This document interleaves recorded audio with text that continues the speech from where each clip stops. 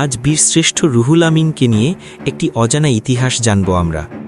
১৯৫৩ সালে Ruhul Amin junior mechanical engineer হিসাবে পাকিস্তান নৌবাহিনীতে যোগদান করেন। ১৯৬৮ সালে চট্টগ্রামের পিএনএস বখতিয়ার নৌঘাঁটিতে বদলি হয়ে যান। ১৯৭১ সালের এপ্রিলে রুহুল আমিন ঘাঁটি থেকে পালিয়ে ভারতের ত্রিপুরা সীমান্ত অতিক্রম করে আগরতলা সেক্টর প্রধান কোয়ার্টারে যান এবং সেখানে শফিউল্লাহর অধীনে ২ নম্বর সেক্টরে মুক্তিযুদ্ধে যোগদান করেন। নভেম্বরের শেষের দিকে ভারতের গার্ডেন রিজ ডকইয়ার্ডে ২টি ট্যাগ বোটে মেশিনগান বসিয়ে পদ্মা ও পলাশ নামে ২টি গানবোট তৈরি করা হয়, যা ছিল প্রথম মুক্তিবাহিনীর প্রথম রণতরী। সে সময় রুহুল আমিন রণতরী পলাশে নিযুক্ত হন। ৬ ডিসেম্বর ভারতীয় সেনারা যশোর ক্যান্টনমেন্ট দখলের পর পদ্মা, পলাশ এবং ভারতীয় পতাকাবাহী রণতরী পানভ্যাল খুলনার মোংলা বন্দরে পাকিস্তানি নৌঘাঁটি পিএনএস তিতুমির দখলের উদ্দেশ্যে যাত্রা শুরু করে।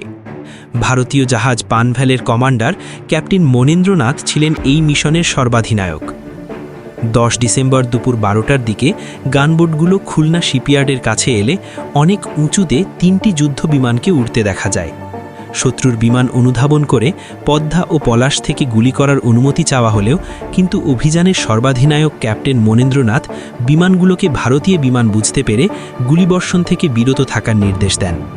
এর কিছুক্ষণ পরে গানবোটগুলোকে পাকিস্তানি বোট ভেবে বিমানগুলো অপ্রত্যাশিতভাবে নিচে নেমে আসে এবং আচমকা গোলাবর্ষণ শুরু করে। প্রথম গোলা সরাসরি পদ্মার ইঞ্জিন রুমে আঘাত করে ইঞ্জিন বিধ্বস্ত করে। পদ্মার কমান্ডার নদীতে ঝাঁপিয়ে পড়ে রূপসার পশ্চিম তীরে ওঠে। এদের মধ্যে মুক্তিযোদ্ধা জালালউদ্দিন সহ ৬ জন চলে আসতে সক্ষম হলেও ১৮ জন শিপইয়ার্ডে থাকা রাজাকারদের হাতে ধরা পড়ে এবং সেখানে তাদের নির্যাতন হয়। খুলনা বিজয়ের পর তারা সেখান থেকে মুক্তি পায়। এদিকে পলাশের কমান্ডাররা বিমান হামলা মোকাবেলার সর্বশেষ চেষ্টা চালায়।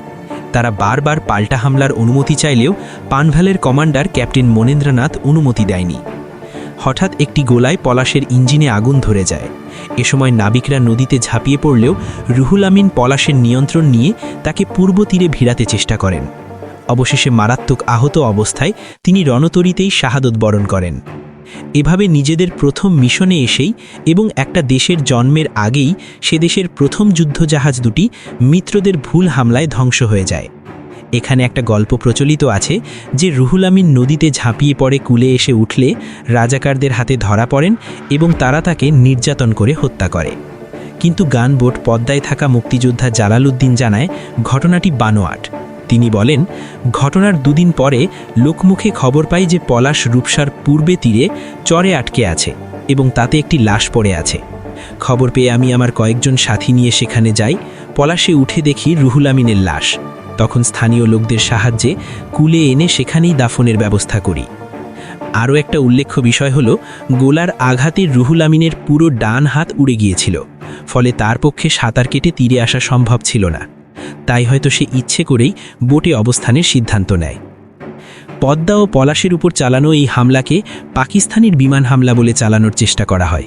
অথচ এই ঘটনার ৪ দিন আগেই ৬ ডিসেম্বর পাকিস্তানি বিমান শক্তি পুরোপুরি ধ্বংস হয়ে যায়। ঢাকার তেজগাঁও বিমানবন্দরে মোতায়েন করা ১ স্কোয়াড্রন বা ১৪টি যুদ্ধবিমানই ছিল গোটা মুক্তিযুদ্ধে পাকিস্তানের একমাত্র বিমান শক্তি। এর বিপরীতে ভারত মোতায়েন করে ১২ স্কোয়াড্রন যুদ্ধবিমান। এই অসম লড়াইয়ে ৬ ডিসেম্বর তেজগাঁও বিমানবন্দরের রানওয়েতে বম্বিং করে রানওয়ে অকেজো করে দেওয়ার মধ্য দিয়ে পাকিস্তানি বিমান শক্তি পুরোপুরি শেষ হয়ে যায়। উপরন্তু এরপর থেকে ভারতীয় বিমানই একতরফাভাবে গোটা বাংলাদেশের আকাশের দখল নেয় এবং পাকিস্তানি বাহিনীর অবস্থানের উপর হামলা অব্যাহত রাখে। এই পরিস্থিতিতে ১০ ডিসেম্বর পদ্মা ও পলাশের উপর পাকিস্তানি বিমান হামলার প্রশ্নই ওঠে না। সবচেয়ে চাক্ষুষ প্রমাণ ভারতীয় পতাকা